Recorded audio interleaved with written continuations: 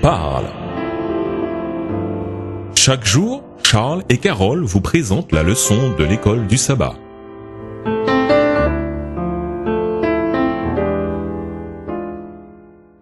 Bonjour chers auditeurs, Bonjour à tous. nous voilà au dimanche 5 janvier. Des exemples tirés de l'Ancien Testament. Lisons 2 Samuel 12, les versets 1 à 7, Ésaïe 28, les versets 24 à 28, Jérémie 13, les versets 12 à 14 et Ézéchiel 15, les versets 1 à 7.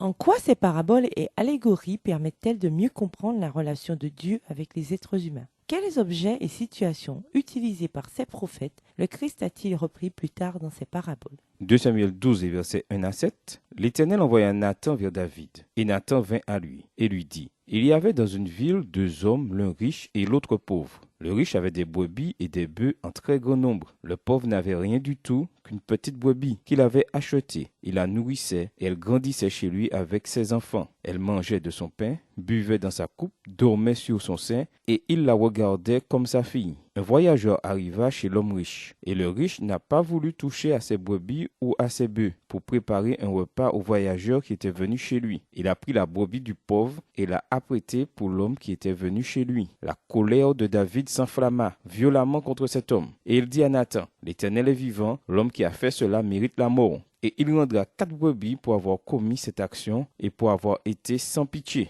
Et Nathan dit à David, « Tu es cet homme-là. Ainsi parle l'Éternel, le Dieu d'Israël. Je t'ai oint pour roi sur Israël et je t'ai délivré de la main de Saül. » Ésaïe 28, les versets 24 à 28. Celui qui laboure pour semer, laboure-t-il toujours? Ouvre-t-il et brise-t-il toujours son terrain? N'est-ce pas après en avoir aplani la surface qu'il répand de la nielle et sème du cumin, qu'il met le froment par rangée, l'orge à une place marquée et l'épeautre sur les bords? Son Dieu lui a enseigné la marche à suivre, il lui a donné ses instructions. On ne foule pas la nielle avec le traîneau, et la roue du chariot ne passe pas sur le chemin, mais on bat la nielle avec le bâton et le cumin avec la verge. On bat le blé, mais on ne le bat pas toujours, on y pousse la roue du chariot et les chevaux, mais on ne l'écrase pas. Jérémie 13, les versets 12 à 14. Tu leur diras cette parole. Ainsi parle l'Éternel, le Dieu d'Israël. Tous les vases seront remplis de vin et ils te diront, ne savons-nous pas que les vases seront remplis de vin? Alors dis-leur,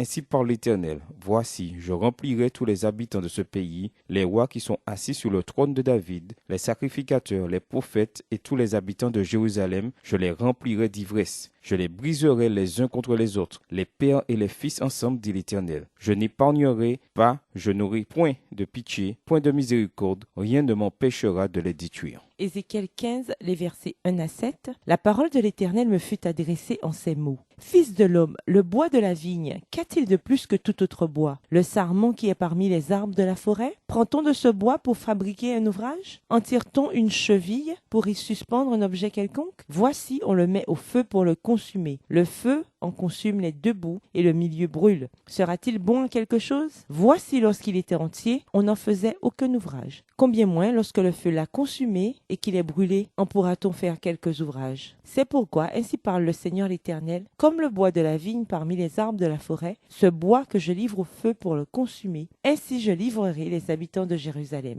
Je tournerai ma face contre eux, ils sont sortis du feu et le feu les consumera. Et vous saurez que je suis l'Éternel quand je tournerai ma face contre eux. Comme on le voit, Nathan a raconté une parabole pour éviter de révéler le véritable objectif de sa venue. David s'est identifié au transgresseur, prononçant ainsi sa propre sentence. En faisant appel à une certaine forme littéraire, la parabole, Nathan a réussi à faire passer un message qui, sinon, aurait conduit à une confrontation, peut-être même à une exécution, la sienne. Le récit poétique d'Ésaïe s'inspirait du milieu agricole bien connu de son auditoire. Des siècles plus tard, Jésus a fait appel aux mêmes scènes. La parabole d'Ésaïe évoquait la miséricorde infinie de Dieu en période de châtiment. Dans le chapitre 12 de l'Épître aux Hébreux, les châtiments divins sont également présentés comme des outils pour corriger plutôt que comme des armes de vengeance. Les châtiments divins reflétaient leur but rédempteur. Ils étaient généralement suffisants pour encourager la repentance sens, le réveil et la réforme. Néanmoins, en cas d'entêtement et de rébellion plus grand, des châtiments plus conséquents s'ensuivaient. La parabole de Jérémie illustre le jugement de façon terrifiante. Quand l'être humain contrarie les objectifs rédempteurs de Dieu, celui-ci le laisse éventuellement subir les conséquences qu'il a provoquées. De même, le Christ a fait part à son auditoire de paraboles sur le jugement. Ézéchiel a fait appel à un symbolisme différent pour communiquer un message similaire. Pourquoi le fait de raconter une histoire permet-il d'exprimer aussi puissamment la vérité? Citez certaines de vos histoires favorites et dites pourquoi vous les appréciez. Et nous vous laissons avec cette question de réflexion. Quelle est la différence entre être un disciple à l'époque de Jésus et être un disciple aujourd'hui? Au revoir et à demain si Dieu veut. Au revoir, chers auditeurs.